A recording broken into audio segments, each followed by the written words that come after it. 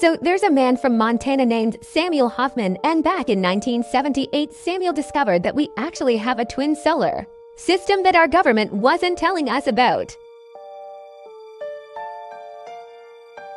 The government found out about Samuel's discovery and not long afterwards forced Samuel into signing a 30-year non-disclosure agreement to keep him quiet. That agreement ended in 2010, which was the same year these other planets started becoming visible.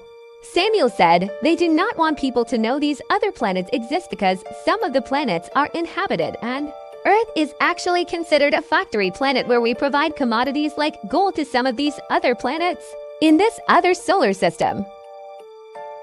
This other system travels on an elliptical cycle, and every 3,600 or so years our two solar systems meet up. This is the real reason for why our skies look as strange as they do. We're seeing the atmospheres of these other planets that are currently in between Earth and our Sun. Each planet has its own particular looking colors and cloud textures, which have been studied and documented for over 10 years now. Also, back in the early 80s, Samuel was abducted by a Pleiadian who supplied Samuel with the names of these planets, one of which is Nibiru. Samuel also has a rare ability called farsighting, which allows him to see visions in his mind of these other planets, their moons, and even the asteroids that are associated with this other system. He then draws out what he sees, and I'm here to tell you, his accuracy is undeniable. Also, gravity is basically a lie.